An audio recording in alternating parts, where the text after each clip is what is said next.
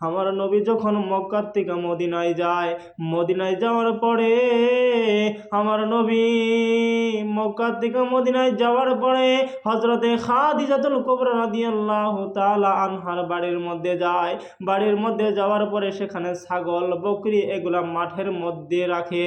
যখন মাঠের মধ্যে রাখে গো, কিছুদিন রাখার পরে আমার নবীর বয়স ছিল 25 বছর। হযরতে খাদিজাতুল কুবরা রাদিয়াল্লাহু তাআলা আনহার বয়স হলো 40 বছর। আমার নবী মাঠের মধ্যে যখন ছাগল বকরি রাখতে যায়, সেই জামানার মধ্যে আমার নবী ছাগল বকরি যখন রাখে, কিন্তু মক্কা মদিনায় 12টার সময় বেলার গরম এত তাপমাত্রা হয়, সেখানে 12টার সময় থাকা যায় না। কিন্তু আমার নবী 12টা বাজায় যখন ছাগল যখন মাঠে রাখতে যায় গো, আমার নবী ছাগল রাখে, কিন্তু আসমানের বেলা সেই রোদ আমার নবীর শরীরের মধ্যে লাগে না। ওগো বাবাজি, ওগো মা বোনেরা, আমার নবীকে কত ভালোবাসে আল্লাহ পাক রব্বুল আলামিন। দেখেন আমার নবীকে এত ভালোবাসে গো, আমার নবীকে আল্লাহ এত ভালোবাসে, কিন্তু 12টার সময় যখন ছাগল রাখতে যায়, আমার নবীর শরীরের মধ্যে সেই রোদের প্রহর লাগে না। হযরতে খাদিজাতুল কুবরা রাদিয়াল্লাহু তাআলা আনহা একদিন দূরের থেকে বসে দেখে আমার নবী 12টার সময় ছাগল যখন রাখতে যায়, হযরতে খাদিজাতুল কুবরা রাদিয়াল্লাহু তাআলা আনহা দূরের থেকে দেখতেছে গো, আমার নবী ছাগল চড়ায়, বকরি চড়ায়, কিন্তু আসমানের যে রোদ, সেই রোদটা আমার নবীর শরীরের মধ্যে লাগে না। হযরতে খাদিজাতুল কুবরা রাদিয়াল্লাহু তাআলা আনহা দেখে, হযরতে খাদিজাতুল কুবরা দেখে মনে মনে চিন্তা করে, ওগো আল্লাহ, এটা তো সাধারণ মানুষ হতে পারে না, এটা সাধারণ মানুষ হতে পারে না গো, যে মানুষের এই রোদের প্রহরটা যার শরীরের মধ্যে লাগে না, সে কোনোদিন সাধারণ মানুষ হতে পারে না। ওগো বন্ধু, মনোযোগ দিয়া শুনবেন, ওগো মা বোনেরা মনোযোগ দিয়া শুনবেন। আমার নবী যখন ছাগল রাখে, হযরতে খাদিজাতুল কুবরা দূর থেকে আমার নবীর প্রেমে পড়ে যায়। যে নবীর শরীরের মধ্যে রোদের প্রহর লাগে না, এটা সাধারণ মানুষ হতে পারে না। আমার নবীর প্রেমে খাদিজাতুল কুবরা রাদিয়াল্লাহু তাআলা আনহা পড়ে যায়। আমার নবীর প্রেমে যখন পড়ে গেল, হযরতে খাদিজাতুল কুবরা রাদিয়াল্লাহু তাআলা আনহার বয়স ছিল 40 বছর, আমার নবীর বয়স হলো 25 বছর। এটা কি সম্ভব হয়? কোথায় হলো 40 বছর আর কোথায় হলো 25 বছর?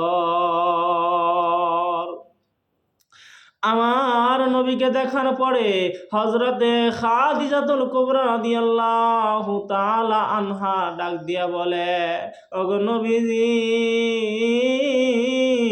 আপনার প্রেমে আমি পাগল হয়ে গেলাম, আপনাকে আমি বিবাহ করব গো। আমার নবী ডাক দিয়া বলে, ওগো খাদিজা, তুমি হলা মদিনার মধ্যে এত ধনী মহিলা,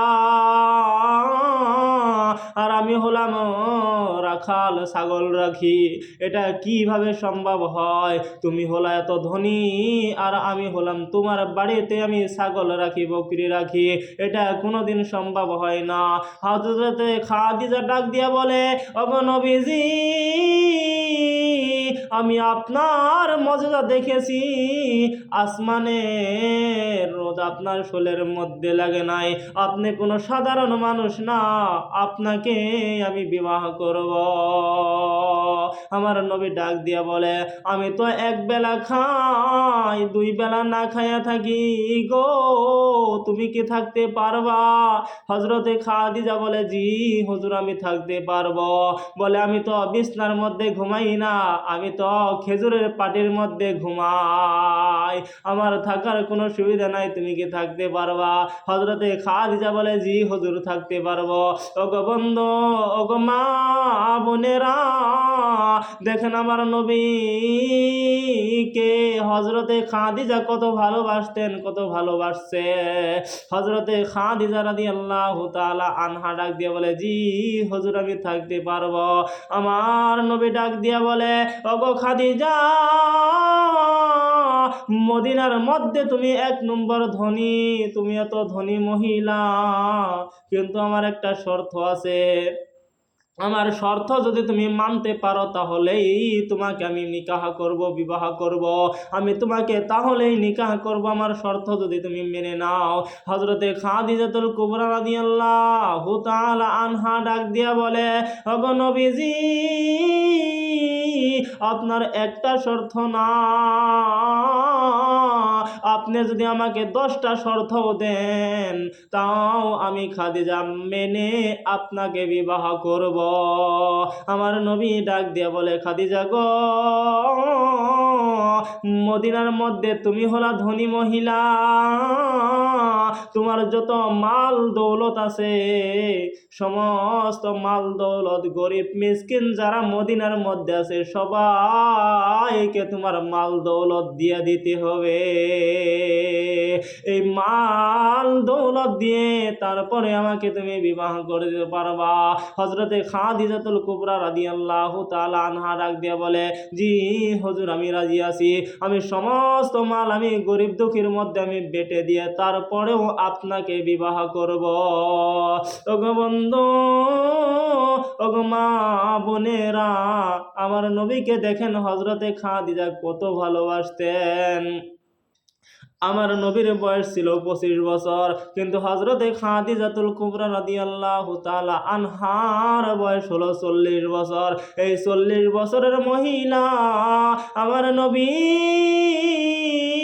হযরতে খাদিজাকে বিবাহ করলেন, নিকাহ করলেন। আমার নবী তো বিবাহিত মহিলা, হযরতে খাদিজার আরেক জায়গায় বিবাহ হয়েছিল, কিন্তু সেই বিবাহিত মহিলা আমার নবী নিকাহ করলো। যখন আমার নবী যখন হযরতে খাদিজাতুল কুবরা রাদিয়াল্লাহু তাআলা আনহাকে নিকাহ করলো, আমার নবীকে কত ভালোবাসতেন গো। আমার নবী হিজরত করতে যায়, পাহাড়ের মধ্যে যায়, হযরতে খাদিজাতুল কুবরা রাদিয়াল্লাহু তাআলা আনহা খানা বানাইয়া আমার নবীর জন্য সেই পাহাড়ের মধ্যে, মহিলা মানুষ সেই পাহাড়ের মধ্যে পুরুষ মানুষ ওঠা সম্ভব না, সেখানে পাহাড় বেয়ে বেয়ে আমার নবীর জন্য রুটি বানাইয়া পাহাড়ের মধ্যে নিয়ে যায়। ওগো বন্ধু,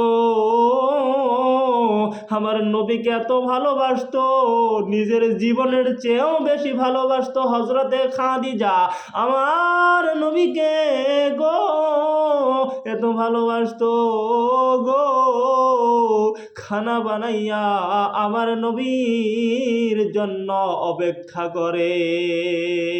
হযরতে খাদিজাকে আমার আল্লাহ সালাম জানাইয়াছেন, সালাম জানিয়েছেন।